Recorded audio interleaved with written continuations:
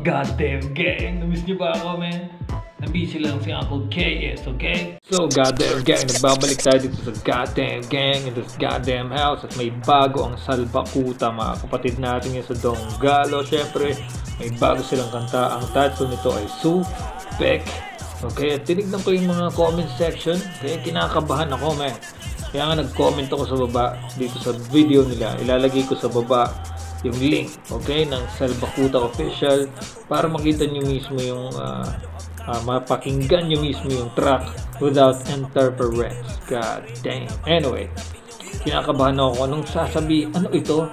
Bakit Su at Pek? Hindi suspect. May dash. Anong ibig sabihin nito, mga kapatid na Salbakuta? Let's go! Meron namang usapan tungkol sa malalaking Su, malalaking Pek, maliliit na Su at maliliit na Pek. Mukhang sino yan? Si B-Reg ba yan? Ang idol ko? Ako nga pala si Uncle B-Reg at mukhang idol ko yung nagsasalita. Kinuha nila si Ben? God damn. Buti pinayagan tayo ni Tol Rafi. Uncle K is just like bonding pag-jigdo ang helmet ng mga Cuban with Jasmine Gremlins. Anyway, let's go. Kung hindi nyo maintindihan, pakinggan natin ang Salbakuta. Pag malaki ang Su, malaki ang Pek. Pag maliit ang Su, maliit ang Pek. Pag malaki ang Su, malaki ang Pek. Pag maliit ang Su, maliit ang Pek. Kung ika'y may Su, huwag mong pahahawakan. Malaki o maliit, kahit nakatamtaman. Ingatan ng Su at iyong tatakpan. Pang party ito, pero ano itong Su at ano itong Pek? Mukhang kaduda-duda ito, man.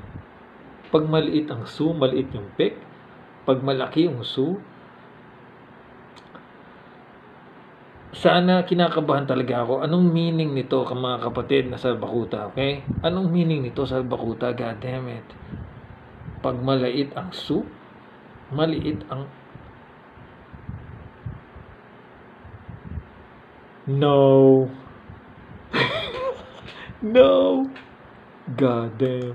Ika'y mapapa kung makita ang laman. May Su na maitim, may Su na maputi. Meron din naman Pek, pahaba at tabingi. Ano? Ang sabi ni Charlie Mac? May pahaba at may tabingi? Ulul! Huwag mo gagawin yung bonding namin ulul! No. No, Salbakuta, man. No, my man. May Su na pabilog, yo, may Pek na palubog. May Su na pahaba, yo, may Pek na mataba. Hugas muna kamay pag ang Su ay hahawakan. Sarap kamuti ng Pek na merong katambukan. Huwag pututin ng Pek para di ma-infect. At iwasan mo ang Su na bumalik. Pag malaki ang Su, malaki ang Pek. Pag maliit ang Su, Yung Su, you mean bumabalik? So, umaalis sila minsan, bumabalik. Ano ito, man?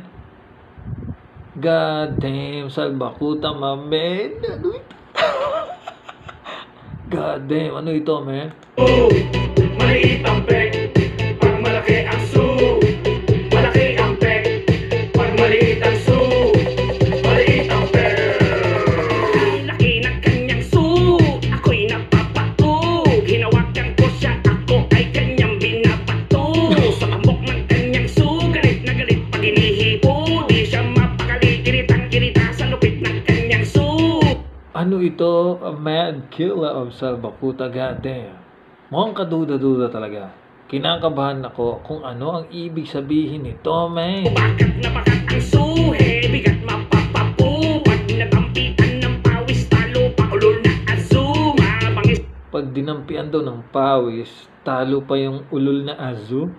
Azum ulol. Hindi ko alam kung siya yung nag-rap kanina. Pero mukhang si Charlie Mac na yun. Kasi pag si Azum ulol, parang nagegelit lagi. Ikaw Azum ulol, huwag mong ginagalo yung bonding namin, umiiyak na namin. Gajingo namin hindi ron.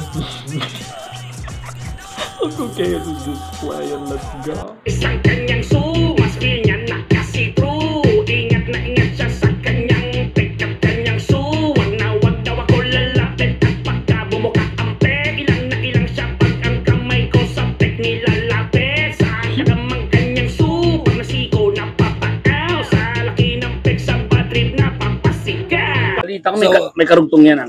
So anyway, tawagin na lang natin si Lolo Villamor. Wow! Lolo Villamor. Airport na. Medyo may kaya. Parang naka-Jun Arestorenas, bro. Naka-cowboy hat. Alam mo yun, naka-chaleco. Meron siyang girlfriend na kolehiyala, Ang pangalan, Ligaya. Uy, siyempre. Classic yan. Minsan pag panahon ng tuition, alam mo na, tawagan nila doon mga waka. Yan, so, Matindi yan, waka. mga Di ba yan yung binagbabawal na waka plaka? Lola Villamor, minsan ba tumitigas pa? Minsan ba siyempre, girlfriend mo yan, bata yan eh. Tinanong mo. Minsan ba tumitigas? Pinapasok mo pa ba minsan yung tinotornado pa mo? Sabi niya, hindi ko na ginagawa yun. Hindi ko na kaya. Pero minsan gano'n na lang daw. Hindi naman siya nagagawa. Pag malaki ang malaki ang pek. Pag maliit ang maliit ang pek. Pag malaki ang malaki ang pek. Pag maliit ang maliit ang pek. Pag malaki ang malaki ang pek. Pag maliit. Ano to, parang yung beat nito, man. Parang yung mga disco, pang disco dati, di ba?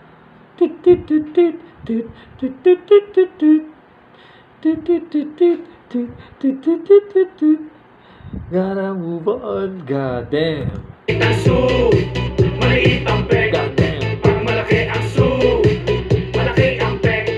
Pag maliit ang maliit ang pek. Masakit sa suka pag ito'y laging nadudunggol. Ano mag-iwas ay di pwedeng hindi mabubundol. So, you mean lagi siyang nadudunggol? Laging nabubundol? Goddamn, kapatid na Jody, man. Mukhang mas nako-confirm ko na talaga sa utak ko kung ano itong pek na ito at ano itong su na ito, man. Sana hindi naman, okay? No, Salbakuta, no, man. God. Pag maumbok ang sumalamang ng pek, bumubukol halata sa pek. Pag may tahi, kahit may buhok na kumukumpol. May tinatahing ganon? What's up, man? What's up, y'all? Yan, goddamn gang. Jody and... No. May suna flat sa una, meron na mamagana. Meron sa gamot sa gana, meron din nagnanana. May pek na iniipit, itinatago, isinisikret, ikinakahiya. Ayaw patikit, ayaw patouch, ayaw pasilip. Una ang subago, ang pek, iyong pagkatandaan. Okay, so nauuna muna ang su bago ang pek. No, kapatid na Jody. No, man. No. Mad Killer. No. Charlie Mac. No, bro. God. No, man. Malaking su, siguradong pek ang lalabasan. Merong su na nakikita kung masyadong halata na di na kayang maitago kung malaki na. Pag malaki ang malaki ang pek. Pwede naman, kapatid na Jody. Pwede naman itago, man. Depende kung saan nakalagay. Diba? Pwede kang magpantalon or kung saan nakalagay. Bawa, wag kang magsasando para... No. No, bro. Hindi ko natatapusin ito, man. Parang alam mo yun, parang nararamdaman ko may mas revealing pa na kayong ilalabas nito, man. Huwag, bro. Sasabihin na naman mga Cuba Gooding Jr. na ayan, mga bastos, sasabihin na naman, di ba? Sasabihin nila mga, ay, yan ba yung mga modelo ng kabataan? Gagano na naman yung mga Cuba Gooding niya ngayon. Isipin niyo, mga kapatid, na Salbakuta. Nagsusulat na naman yan, nagko-comment. Ito ba yung sasabihin na naman nila? May kinakabahan talaga ako, bro. No, Salbakuta, man. Pag maliit ang maliit ang pek. Pag malaki ang Okay, mga Cuba Gooding Jr. Kung ano man ang ibig sabihin nito, man, bro, mind your own business na lang, okay? Isipin nyo lagi yung mga mali at tama na ginagawa nyo sa araw-araw. Kasi sa mga karakas nyo, madalas kayong humakbang ng mali. Yun ang intindihin nyo. Kung ano man ang meaning nitong salbakuta, hayaan mo na sila, man. Okay, mga Cuba Gooding Jr. Gremlins, jeje mo kayo, man. God damn. Uncle K is just playing. Let's go. Malaki ang pek, pag maliit ang su. Maliit ang pek, pag malaki ang su. Malaki ang pek, pag maliit ang su. Maliit ang pek, pag malaki ang su. Malaki ang pek, pag maliit ang su. Maliit ang pek. Linawin kayo natin. Baka sabihin, bastos tayo eh. Pag malaki ang su. Malaki ang pek, pag maliit ang su. Maliit ang pek, pag malaki ang su. Malaki ang pek, pag maliit ang su. That was clever, ha? Talagang nahuli nyo kami dito, salbakuta, man. Nahuli, akala ko rin talaga, god damn, man. Akala ko maglalabasan na sa comment section yung mga Cuba Gooding, yung mga mahina umintindi. Buti na lang nilinaw nyo kasi kung hindi nyo nilinaw ito, nako, na. Kung ano na naman sasabihin nila, man. Diba? Wala raw siya, wala nang iba, wala na kayong dalawa. Tulo na lang ang meron siya. Tweak! Tweak! Uncle K is just playing, let's go. Maliit ang pek, pag malaki ang su. Malaki ang pek, pag maliit ang su. Maliit ang pek, pag malaki ang su. Malaki ang pek, pag maliit ang su. Maliit ang pek. Wala na. Pagkasama ko to, paano? Wala na. Ang buong goddamn gang will be goddamn gang. You know?